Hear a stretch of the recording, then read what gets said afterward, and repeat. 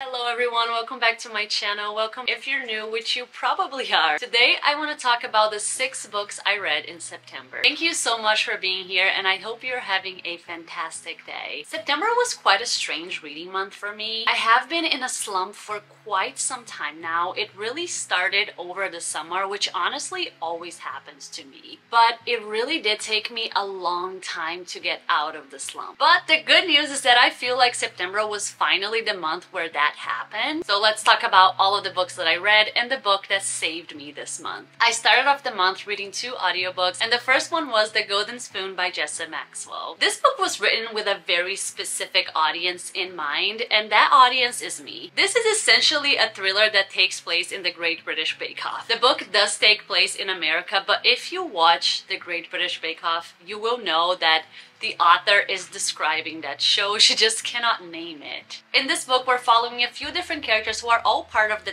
10th season of the show, I believe. We follow all of their perspectives, and what was really fun about the audiobook, it was that it did have a full cast. I always really love when that happens, but as well as their perspective, we're also following one judge, who is also the creator of this show, and her name is Betsy Martin. She's this sort of like all-American grandma sort of woman. She's really caring, really sweet, really kind, but is she? Because things are quite off this year, starting with the fact that we do open this book with a murder. We don't know who is dead or who did it, we just know that someone died, and then we go back in time to try to piece together what's happening. I really enjoyed this book, but like I said, I feel like this book was written for a very specific audience. I feel like if, like me, you enjoy watching baking shows, you will like this book, and it's mostly because of the vibes, not necessarily because of the plot. And I wouldn't say this is the most surprising thriller I've ever read, because it did feel very predictable, but it was definitely a very unique thriller, and I think all of that comes down to the setting. If this wasn't set at a baking show, I probably would not have enjoyed it as much as I did, but the vibes were everything for me. I was there for the vibes and the vibes only, and let me tell you, I had a great time. I gave this anywhere between a 3 and a 3.5 stars. Next, I listened to the audiobook of Something in the Water by Catherine Stedman. I had never heard of this book before, but I did see Sydney talking about it on her account, and when I was watching that video, I checked my library, the audiobook was available, and I thought, why not? This is a thriller-esque story about a couple who are enjoying a very romantic honeymoon in Bora Bora, but then they encounter something in the water that completely changes not only the course of their trip, but also the course of their lives. The opening chapter of this book is really great. It's kind of similar to The Golden Spoon in the sense that you know what the outcome of the story is going to be, you're just not quite sure how you got there. This was an extremely compulsive read for me. I felt like I kept just wanting to listen to the audiobook. I honestly feel like it took me 2 days to listen to the whole thing, and the first day I listened to at least 6 hours of it. But at the same time, I was very engaged and I was very interested. I was expecting this book to be more thrilling. For some reason, when I heard the Something in the Water premise, I was convinced that something very terrifying was going to happen on this trip. I thought that it was going to be more supernatural rather than just like real life scary shit. Even though what they find is pretty scary and they are haunted by it, I thought that they were going to be haunted in a very like paranormal sort of way. And the characters in the story made such dumb mistakes. But I also feel like the author was well aware that the mistakes were dumb, and she was just trying to point out that they're just humans and that's what humans do. But because we recognize that we probably would never be in the same situation that these characters are, at least I hope I never am, you kind of feel very frustrated with them. I will say that this was very entertaining. I don't know if I'll ever think about this book ever again, but I feel like it was a solid 3 stars for me. Next, I started reading The Vine Rivals by Rebecca Ross, but we're going to come back to this book in a little bit, because while I was reading this book, I had to take a break from it because I could feel a slump coming. What I decided to do for the first time ever to get out of this reading slump that had lasted 3 months already was pick up an old favorite book. And the book that I picked up was my favorite book of all time, and that is Beartown by Frederick Bachman. If you follow me anywhere else, which you should, then you have probably heard me talking about Beartown in the past. I literally cannot shut up about it. And I was always nervous about rereading this book because I was scared that it wasn't going to hit the same way that the first time around did. But I was not disappointed. It was just as good as the first time. I read both Beartown and Us Against You, which is the second book in the trilogy, back to back, so I'm kind of going to talk about them together. But for me to talk about Beartown, I do need to talk about hockey. But I just want to preface this by saying that this book is about so much more than hockey. Hockey is at the center of this book, but I would describe it only as the driving force of the story, but not necessarily what the story is about. Because I almost brushed this book off because I thought it was only about hockey, so please don't make the same mistake. Because this book has truly changed my life. Beartown is a story about a tiny town in the middle of the forest. It's cold and gloomy around there, and they really don't have a lot going on for them. They have a hockey team, but this hockey team really hasn't been good in 20 years. Until this junior team. They're about to compete in the semi-final and they actually have a shot at winning, and the whole town is excited for it. They support this team with their whole hearts. They believe in this team and they have dedicated so much time and money to see these boys succeed. But on the night after the semi-final, something very, very horrible happens. And this happens to a member of the Beartown community who is not part of the team.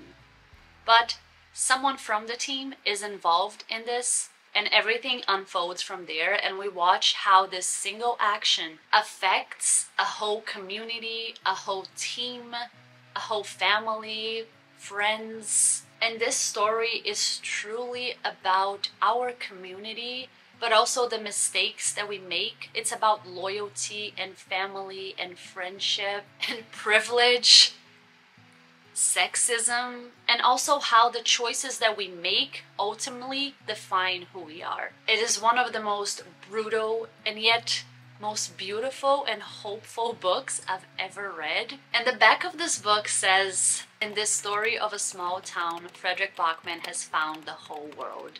And I agree with this wholeheartedly. I urge you to give this book a shot because it really is a story that is going to stay with you forever. These characters will just have a permanent place in your heart after you're done with the trilogy. And Us Against You is a great follow-up to Beartown, but please do check trigger warnings because all of these books deal with a lot of heavy topics. I feel like I don't even have to say that this is a 5-star for me. I also read Recitatif by Toni Morrison, which was my first ever Toni Morrison book, but I can assure you that it's not going to be the last. This is a short story in which Toni Morrison plays a lot with the reader's biases. It's a story about two young girls who are both very poor and meet at the age of 8 when they're both placed in foster care. As they grow older, we watch as they encounter each other throughout their lives. But the thing about this book is that you know that one of these girls is black and one is white, but you're never told which one is what.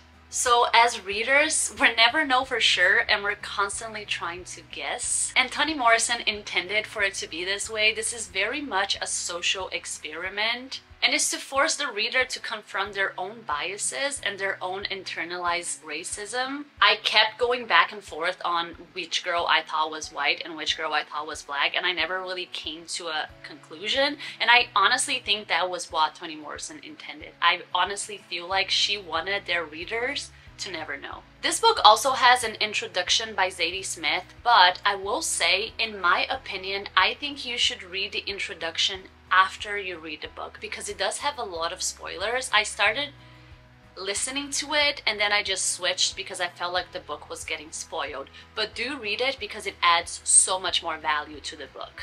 I would give this around 4.5 stars. And now we are back to Divine Rivals by Rebecca Ross. This was my book club pick for this month and also my least favorite book of the month. I feel like I need to be very honest here, and the truth is that I honestly skimmed a lot of this book, and this is something that I never do. I've done it twice this year.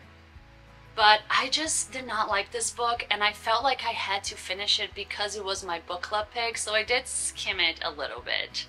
This is a YA fantasy romance story, which is something I did not realize when I picked this book up, and that's entirely my fault. It makes sense that I didn't like it because I just don't really like this genre. This is a story about Roman and Iris who work at a newspaper and are competing for the same columnist job. However, at the backdrop of their like rivals to lovers plot, there is a war at place. It's a war between gods, I think, and Iris's brother decides to enlist in this war. So at the beginning of the book, he goes away to fight. And that really affects her and her family. So she really misses her brother. She's having a really hard time. She feels a lot of anger towards this whole situation. So she takes out this typewriter that belonged to her grandmother and starts typing letters to her brother. She puts the letters away and then the letters kind of disappear and another paper with a response shows up. And she is convinced that she's able to communicate with him, that this is like a magical typewriter. What she doesn't know, however, is that the letters are not really reaching her brother. It's actually Roman who's getting these letters. And he's aware that he's talking to Iris, but Iris is not aware that she is talking to him. This plot interested me a lot. I thought I was going to really enjoy this book, but then I read it and I did not. I will say that I really liked the vibes of this book, but I felt like there was no character growth in the story. Both Roman and Iris felt extremely childish to me, and I felt like there was so much lacking from this plot. We're never really given full explanations to things, and I felt like that really bothered me because I wanted to understand things more, but everything felt extremely surface level. And this book does something that I tend to really dislike, which is right before something happens, the author kind of suggests that it could happen, so it's not really a surprise when it comes, it's just convenient to the plot. I also didn't really vibe with the author's writing style. A lot of people really like her writing and find it very beautiful, but for me, it just felt like it was very flowery and she was trying to say a lot without really saying anything. And I feel like it clearly shows that I never really connected to the characters or to the plot, and I honestly just didn't care about what was going to happen to them. And I feel like when you don't care about what's going to happen to characters in a book, it's really hard to enjoy the book. I definitely will not be continuing this series, but I do feel like there is an audience for this book. This is an extremely popular book. I'm just not that audience. So those were all of the books that I finished reading in September. Thank you so much for watching this video. If you stayed to the end of this video, please like, subscribe, and leave me a comment letting me know what was your favorite read of this month. If you don't know what to say, just leave me a little bear emoji in support of Beartown. Thank you again, and I will see you on my next video. Bye!